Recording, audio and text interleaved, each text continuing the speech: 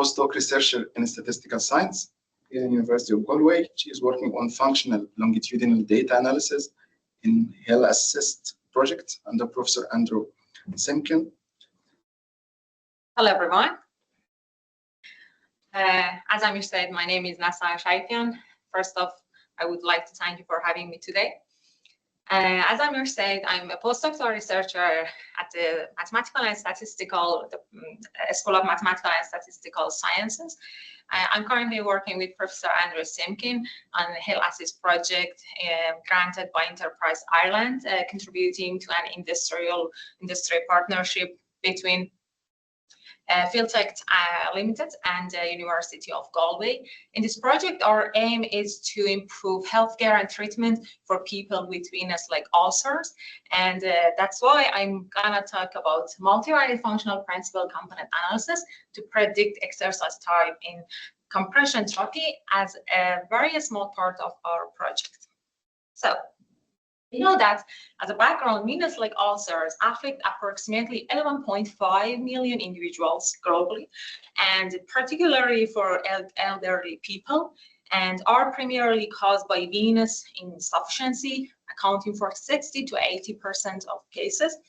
And we know that compression bandage therapy is the best known and standard treatment for venous-like ulcers. This treatment is enhancing venous return and reducing venous hypertension, and thereby promoting wound healing. But we ask why this matters and what is the clinical problem in this compression therapy. The effectiveness of compression therapy hinges on maintaining the right pressure under the bandage. We know that the bandaging is done manually. It is important to maintenance of therapeutic pressure, but it's still challenging. Because it's because of the manual bandage techniques, and that's why the manual application is inconsistent, and until now there's no real time feedback for clinicians or patients. So let me first introduce the medical device that we're working with. Here you see the tilt all-right system that's developed by Philtech Limited. This system consists of consists of a wearable sensor spread applied under compression bandage, recording under bandage pressure at 3 key positions along the leg. C position the top one, B1 position mid-band, and B position near to ankle. These sensors collect pressure, communicate wirelessly, and send the data to the cloud, and provides the continuous pressure tracking. Our goal is to give feedback, real-time feedback to patients, or clinicians, to know about whether the therapeutic pressure is maintained or not. So what is the novel here? We can say that novel sensors allows continuously measure under bandage pressure at the 3 positions on the leg over time, and record data at a high resolution, 20 times per second, and enable and provide real-time monitoring of pressure change during movements. And in this study, data was collected for 1 minute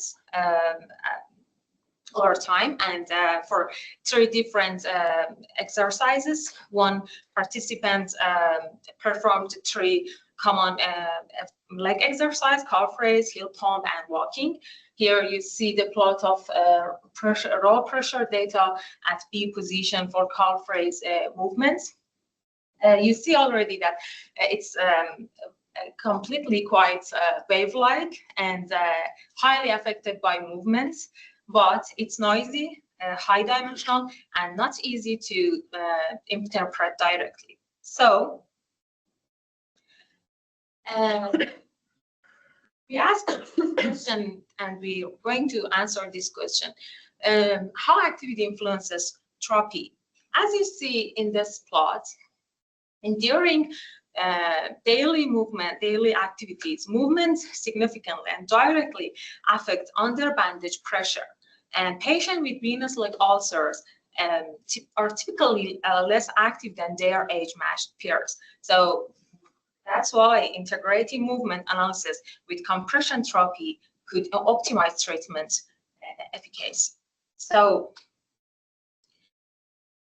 here you see that based on this plot, we have different patterns in pressure pattern, actually at P1 position for different daily activities, and that's why we can say that we can define this key hypothesis.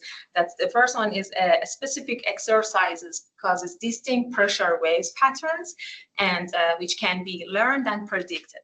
So if we can classify these patterns accurately, these activities accurately, we can monitor and optimize therapy in real time. So we can say that our goal is to extract key features from high frequency pressure wave data and classify exercise type as a step towards modeling how different movements impact healing outcomes, designing intelligent compression systems that can adapt in real time, and ultimately improving self-managed care for patients. So our models will be incorporated in a new health app that is developed by our collaborators. But in this study, we're dealing with functional data analysis. Analyzing real-time sensor data requires robust statistical methods. Functional data analysis is the field in statistics that can be used for data that can be represented as a function. Fundamental unit of observation is a function instead of a point. So functional data analysis is a powerful approach for handling continuous psychological data, physiological data. And by this starting of points, we can say that any standard statistical approaches can be extended to the functional data analysis. And functional principal component analysis, which is the functional extension of PCA, principal component, traditional PCA, can be has been widely used to extract key patterns in the data.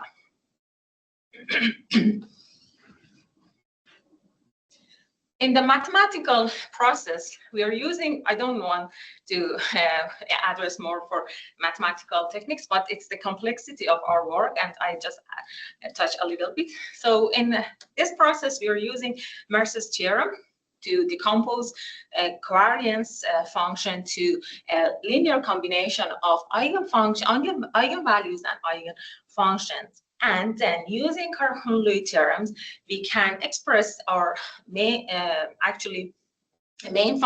functions plus our process, process as a mean function plus a linear combination of eigenfunctions. We call these eigenfunctions the principal components, functions. That's these two things are equivalent here.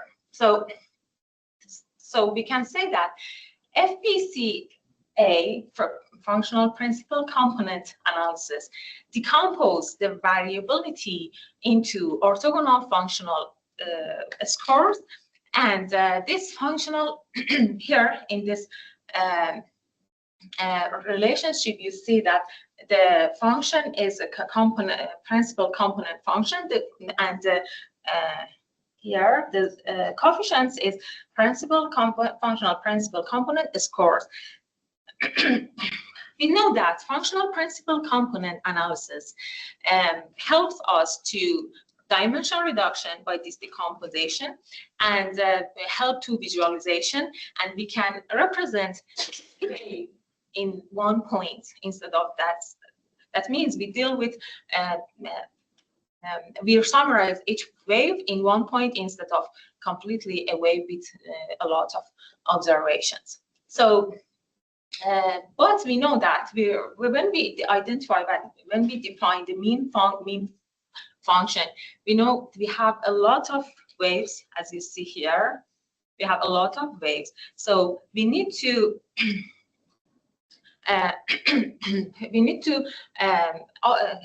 assess the covariance of each pair of time to building this covariance surface.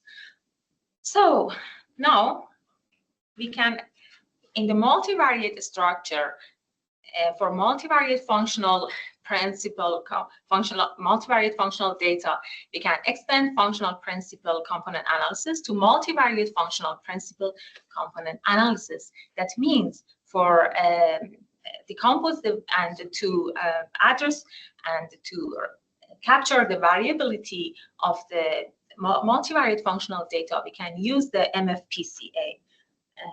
So this is the pre-processing steps to apply MFPCA and FPCA. So at least at first we need to smooth the data, like that plot that you see. Usually we use spline methods, and we need two registration, as you see, the unregistered curves and then registered curves to control the variability across the y-axis. Amplitude, this is the phase registration.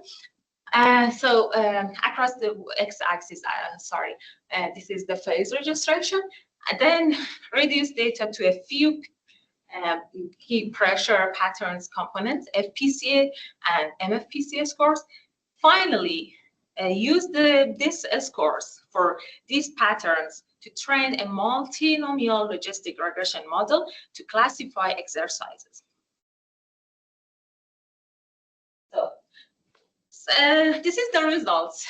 Before addressing the results, I'm gonna touch a little bit about why we are using this pressure. You know, working with elderly people is very hard, and you can't expect to collect, for example, some sensor data from other devices. Actually, we're trying to incorporate an accelerometer into this clip to have both acceleration and pressure simultaneously, and we have done some things on this so far, but using the raw pressure helps us. By this method that we developed, we can easily use to track the activities, to track the changing in pressure. So it's very useful and helpful. And this is the results by this tracking. You see here, you see the MFPC1 scores of different scores that completely captures the variability across different exercises for the duration of the experiment, that was 60 seconds. This smoothed trends completely shows that we have distinct pressure dynamic associated to each exercise. And by considering this multivariate functional principal component scores and functional principal component scores as predictive in our multinomial regression, logistic regression, we fit different models here, and based on the accuracy, we see that multivariate functional principal component analysis models can completely capture and identify the different classification for different exercises, and it's very good in classification the exercises. And between the univariate models, we see that B1 position is most informative sensor and can be very helpful. That's why NFPCA is more complex than FPCA and takes more time. And it's good sometimes, instead of MFPCA, use only the data from B1 to predict the exercise types. So as a summary, we can say MFPCA enables a smarter real-time monitoring of pressure and movement. We can tailor compression therapy based on movement patterns, enable automatic feedback loops, for example, alert if bandage pressure drops too much when walking during the walking, and support self-managed care in the community. And as the future work that we are working on them expand to larger and diverse data sets, our trial will be completed by the end of September, and we can apply these methods to real time for patients. That's data comes from UK, and real world testing on patient with venous leg ulcers that I explained, and integration into smart bandage system that developed by FitTech Limited. And this is the references that we've used for the methods. Thanks for your attention.